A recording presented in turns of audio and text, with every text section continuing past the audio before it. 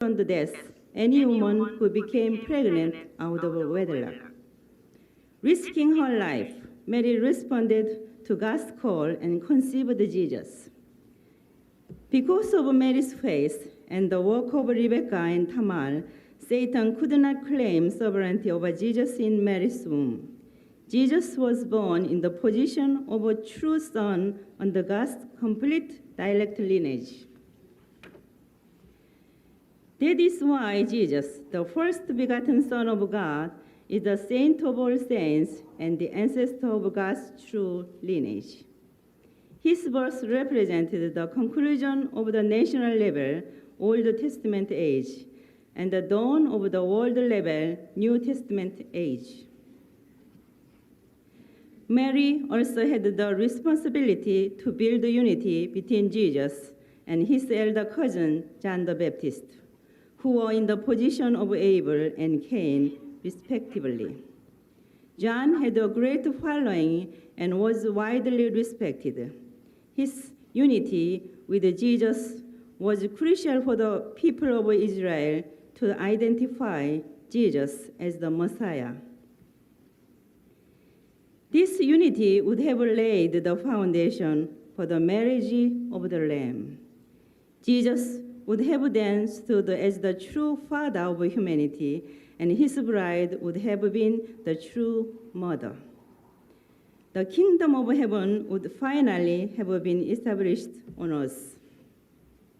However, John could not unite with Jesus, even though he had received a clear revelation at the time he baptized Jesus. Without the support of John, it was impossible for the Jewish people to believe in and follow Jesus.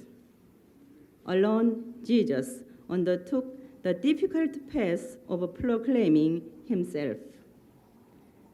Confronted by the disbelief in Israel, Jesus determined to give his life to achieve spiritual salvation for humankind. However, he knew that Christ would have to come again in order to bring both physical or earthly as well as spiritual salvation.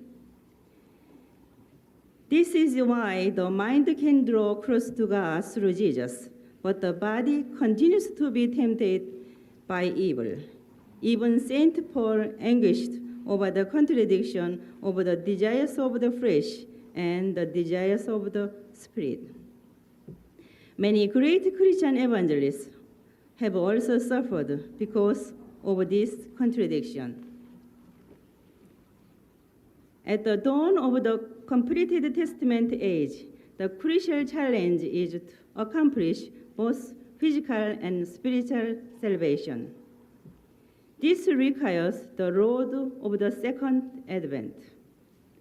God's preparation for the second advent required a world-level foundation of a successful Cain-Abel reconciliation.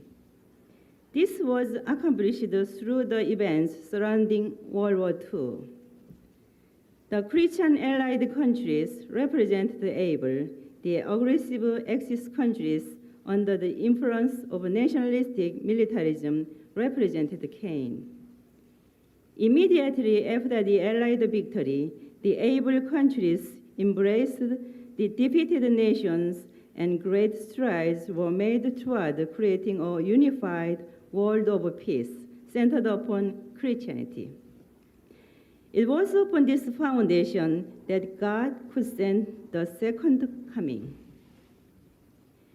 Despite all of this preparation, however, God's dispensation was not fulfilled at that time.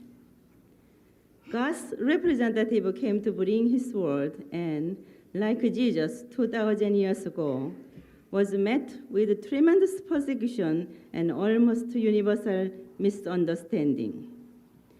Just as the Israelites of Jesus' time awaited the second coming of Elijah on a chariot descending from heaven, Christians awaited the second coming by expecting Jesus himself to descend on a cloud from the sky. At this crucial time after World War II, God instructed my husband to bring a new message of truth to Christians in Korea. Those Christian leaders, however, rejected the possibility that this humble young man had been chosen to bring this new message. Instead of uniting him with him, these religious leaders became jealous of the growing number of his followers. They blindly opposed my husband without hearing him out. They even spread lies about him. Rumors of sexual misconduct and greed, the very antithesis of his teachings, were used to assassinate his character.